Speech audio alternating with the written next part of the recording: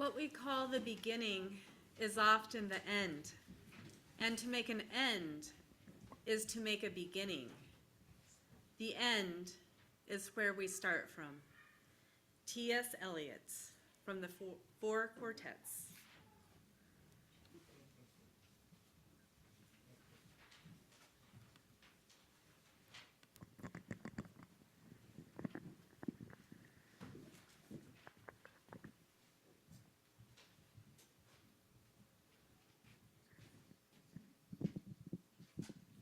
Good morning, everyone. My name is Joanna Wernette. This is Sarah Rojas. Is that pronounce it correctly? Great.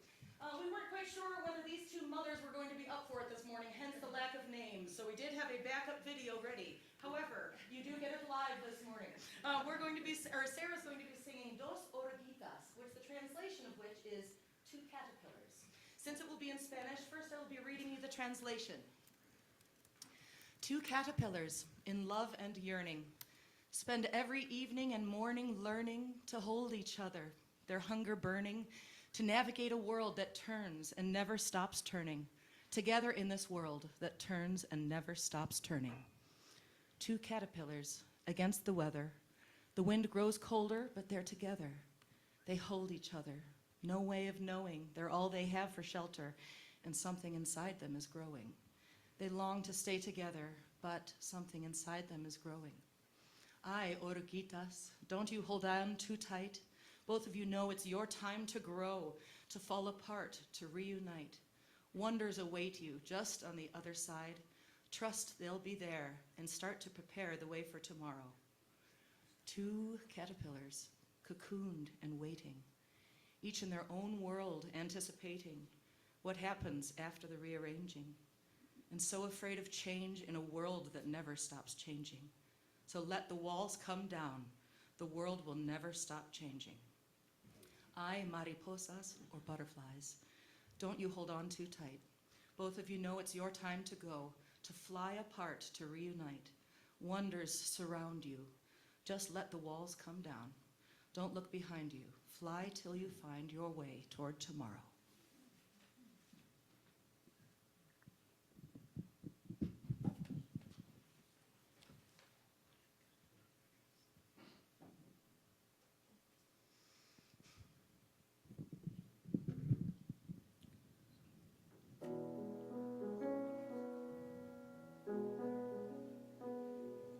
Dos oruguitas enamoradas pasan sus noches y madrugadas llenas de hambre. Siguen andando y navegando un mundo que cambia y sigue cambiando. Navegando un mundo que cambia y sigue cambiando.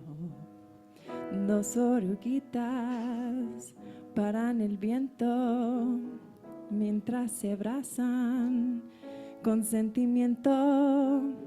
Siguen creciendo, no saben cuándo buscar algún rincón. El tiempo sigue cambiando, inseparables son.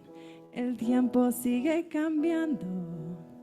Ay, oruguitas, no se aguanten más, hay que crecer, aparte y volver, hacia adelante seguirás. Vienen milagros, vienen crisalidas, hay que partir y construir su propio futuro.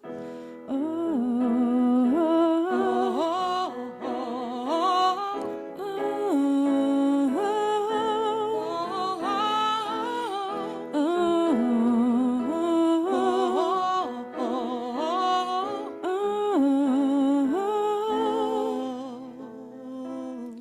Dos oruguitas desorientadas en dos capullos bien abrigadas con sueños nuevos. Ya solo falta hacer lo necesario en el mundo que sigue cambiando, tomando las paredes. Ahí viene nuestro milagro. Nuestro milagro, nuestro milagro.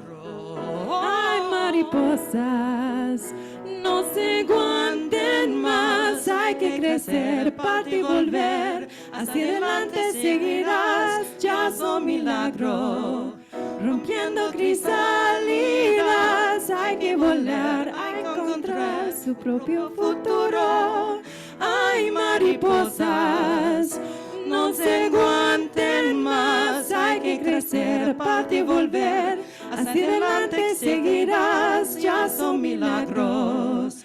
Rompiendo crisalidas, hay que volar, hay que encontrar su propio futuro. Hay mariposas, no se aguanten más, hay que crecer, parte y volver. Hacia adelante seguirás, ya son milagros. Rompiendo crisalidas, hay que volar, hay que encontrar su propio futuro.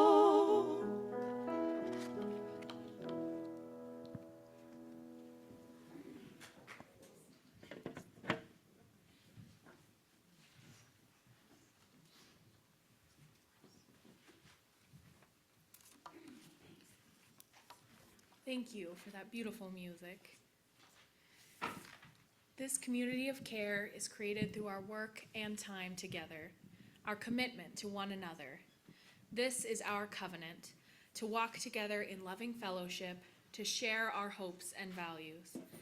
As we pass these baskets, we thank you for your generous gifts which support the work of this religious community and Unitarian Universalism in the world at large. As a reflection of our values, we are pleased to participate in the Change for Change program. The coins you place in the basket today will support the work of nonprofits in and around the Grand Valley. And please enjoy our offering music. We are travelers on a journey.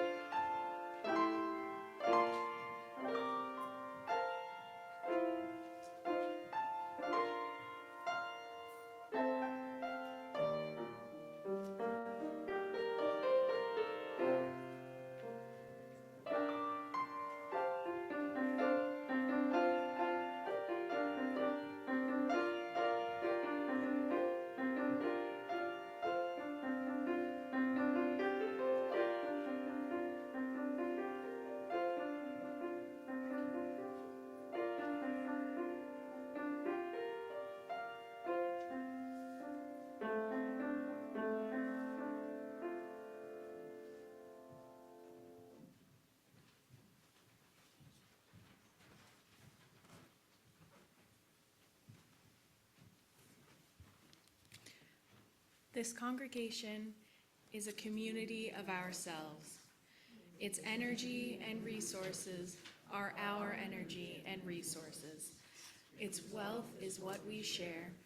As we contribute to its life, we affirm our lives within it.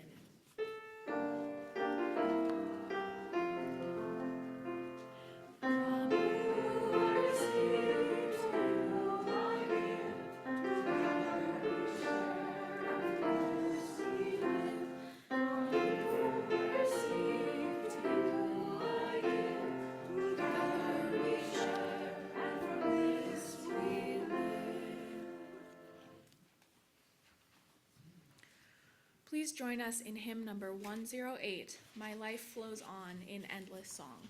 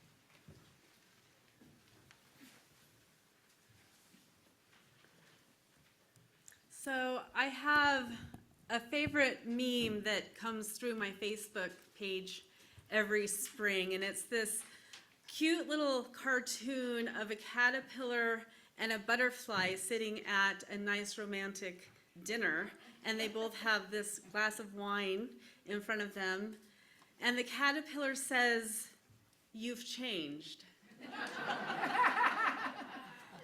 And the butterfly says, "We're supposed to." And I feel like that little meme sums up my whole sermon today. That's kind of all that needs to be said.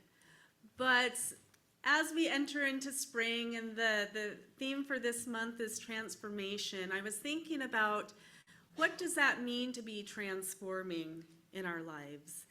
And I've used this analogy before, sometimes in our Building Your Own Theology class, but imagine that you have a house and it's made out of 1,000 bricks. And when you first move into the house, you love everything about it. It's absolutely perfect. Everything is brand new, it's shiny, and it meets every single one of your needs. And then, over time, you begin to look around and you realize, well, that particular brick doesn't seem to fit with this house anymore. And so you replace that brick with a brick that fits a little bit better. And then over time you notice a few more bricks. And one by one you replace each one of the bricks. Eventually 10 or 15 or 20 years pass and you look around and you realize that you've replaced most of the bricks in your house. Is it the same house? Or is it a different house? Has it been transformed or is it the same? What does it mean to replace one brick at a time? And then the other scenario that I was thinking about is imagine the same house with the same initial bricks, and over time it's beautiful and perfect, and then you look at it one day and it doesn't fit you at all. And so you just take a bulldozer and you knock down the entire house and start all over. That happens too. So which house has been transformed? Maybe both of them? Is one method better than the other? Are there times when we just need to bulldoze and tear down something and start over? And likewise, just because something doesn't quite fit the way that it used to, does that mean we need to tear down the entire house?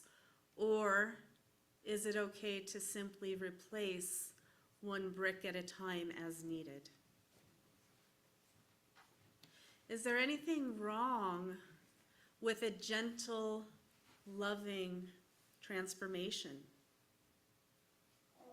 Is there anything wrong with saying this all needs to go and let's burn it all down? As I was reflecting on this for myself this week, I thought perhaps the answer is yes and no to both questions.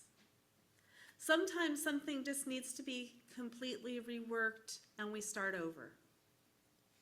But sometimes we may think we need to burn something down when really all we need to do is replace a few bricks and leave the foundation intact.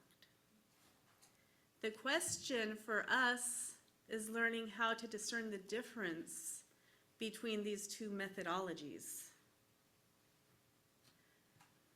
So that's what we were talking about today. That's what Maya was talking about with the kids. What does it mean to transform?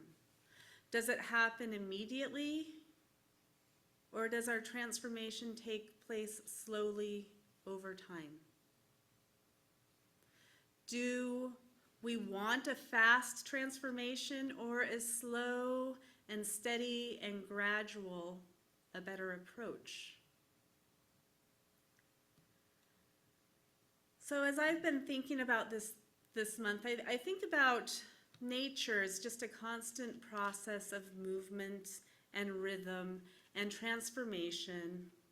And it can be slow and gentle, like Maya talked about with the mesa, or we can have earthquakes, and we can have volcanoes, and we can have tidal waves, and everything just crashes down and then builds up again. And as we talk about and think about our own life, I'm sure most of us, many of us, have experienced both. There have been times in our lives when it was just kind of a slow, gentle process, and we look back after 10 or 20 years and we think, wow, how did I make it? How did I get here from there? And here I am. And then I'm sure we've all had times in our lives when something just out of the blue changes, maybe a car accident, maybe a house fire, maybe an avalanche or a hurricane, and it's like, I'm starting all over. Maybe didn't want to, I didn't have a choice, but here I am. And I think that that's part of being human, that life is, as T.S. Eliot says, a series of endings and beginnings, and they're both. An ending is actually a new beginning, and a new beginning is actually an ending. And what I find interesting is that we experience endings and beginnings so often in our lives that most of the time we don't even notice when they're happening.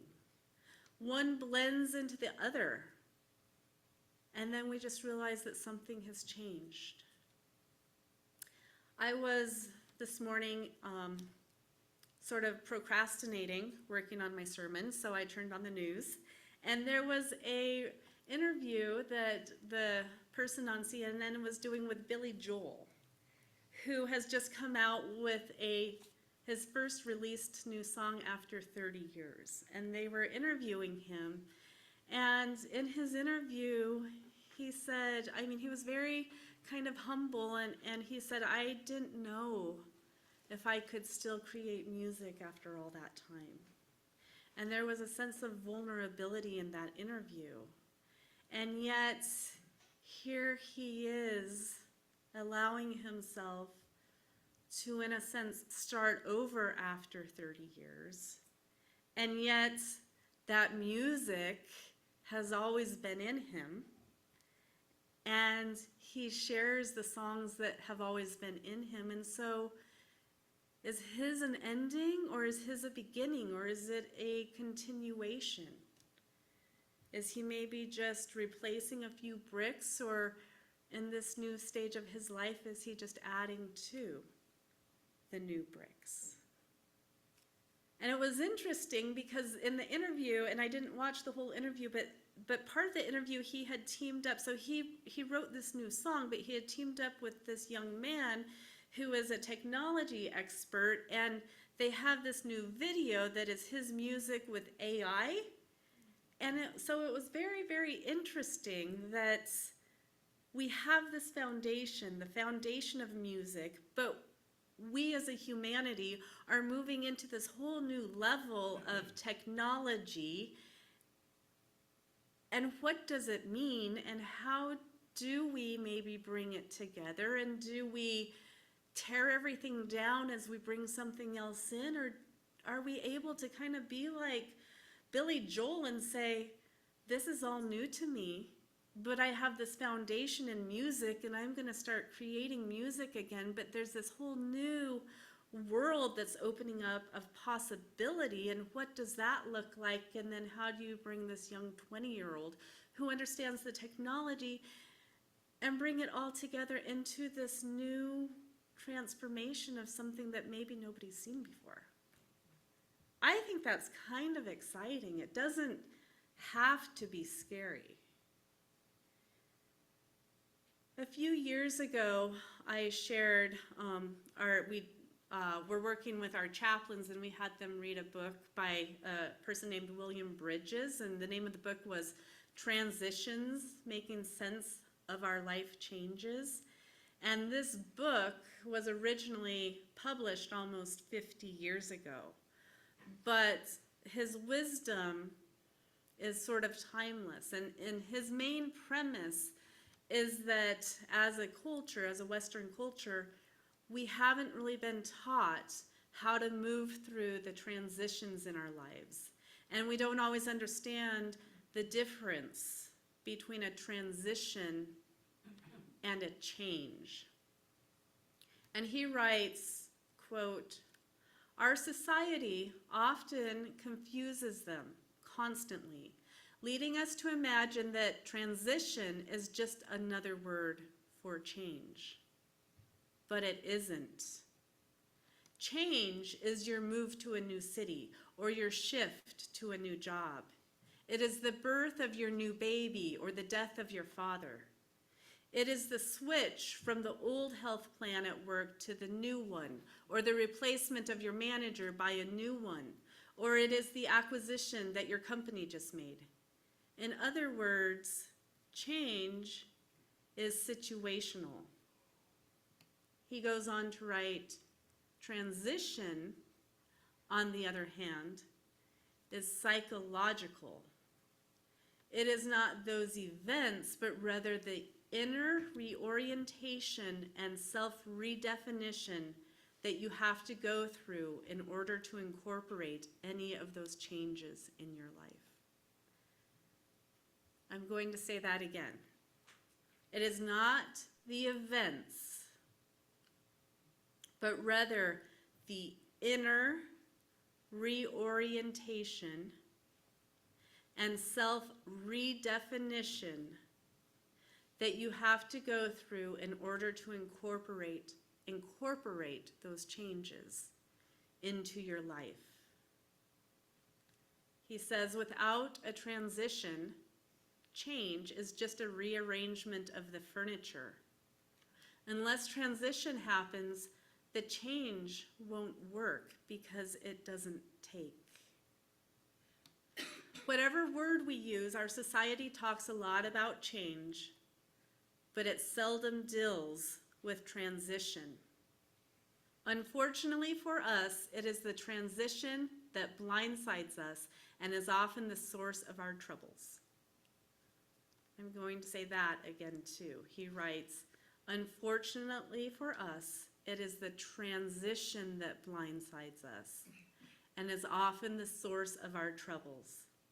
It is thus no accident that people imagine that they can prepare for, say, retirement by making adequate financial preparations, choosing a good place to live, and developing some new interests. In those articles about retirement, you don't find anything about going through that three-phase transition process that this book deals with, or how little getting all set for the change prepares you for the transition. Or how little getting set for the change prepares you for the transition. They're very different, and yet they come hand in hand, they come together. But if we're not recognizing in areas of our life that perhaps we're actually transitioning into something new, it can blindside us. And that's what happens with that caterpillar and the butterfly. In between the caterpillar and the butterfly, there's a whole cocoon. And in the cocoon, these are not my words, I read this somewhere, there's a whole lot of goop in the cocoon. The caterpillar kind of becomes goop. And then it transitions into something else.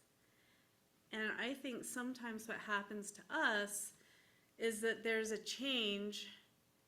We end up feeling like a whole bunch of goop because we don't recognize that there's that in between. As Bridget says, there's a neutral zone. And in that neutral zone is when we're sort of reestablishing and rearranging and transforming into who we're meant to become. But if we think that we're just going to go from A to Z without acknowledging B, C, D, E, F, G, all the way down, it makes it hard. And so I think that this congregation is getting a little bit better at it because I've been talking about this for a few years. But what happens for many of us is that we tend to want to rush into a new beginning without even acknowledging that something has ended. And so we can get thrown off course when we feel like we've entered into that neutral zone, or we can go into a depression or a midlife crisis because we don't know how to sit with or be in that transformational void, so to speak. And so his invitation is to begin to explore this concept that T.S. Eliot so eloquently wrote about, that the end is where we start from. The end is the beginning. And so as we think about that, let's think about just a few of those examples. Life is full of endings. The key is to acknowledge them. So this is why we have graduation ceremonies. This is why we have funerals, because we acknowledge that something has ended. Sometimes the endings are drastic when we experience the death of a loved one or a divorce or a job change or a career change. But sometimes they're more subtle. So let's think about it this way. Do you realize that there is actually an ending with the birth of a child? There is an ending when we bring a new animal into a home. We think of things like this as a beginning. There's an ending with a marriage. with a wedding ceremony. We think of them as beginnings, but we forget that all of these events in our lives are also endings. With the birth of a new baby comes the loss of, quote, just running to the store to buy some groceries. With the beginning of a new marriage comes the loss of just doing it my way. With the joy of bringing in a new puppy or kitten comes the end of the routine of being able to just leave the house for a weekend with no pre-planning or notice. We've all done it. We do it so many times. And yet we don't always recognize it. We are coming up on graduation pretty soon in a few months. People cry at graduations, but it's also a really exciting time for a beginning. And when you take your kids to their new apartment for the first time, or whatever, like, you're excited for the ending, but you're also excited for the beginning. And so there's joy and there's tears because it's all sort of mixed in together. And so my invitation for us today is to allow that rhythm of life, those cycles of life that happen, to allow them to be graceful and gentle. And we don't have to throw up a door and not let the change happen, but we don't have to knock the whole building down. We can just let the cycles and the rhythms of our lives be what they are, and we can grieve some of the ending while at the same time we have joy for the new beginning, because it doesn't have to be this either or prospect. So endings are not always bad, but it's important that they are named. And sometimes we are unconsciously grieving the endings that we haven't ever acknowledged. But we can start living again when we acknowledge the ending, allow ourselves to go through the goop, and then be excited and joyful for the new beginning. And with that, one of my favorite songs that kind of expresses, in my experience, the joy of an ending and beginning is Spirit of Life in our gray hymnal number 123. Let us sing it together.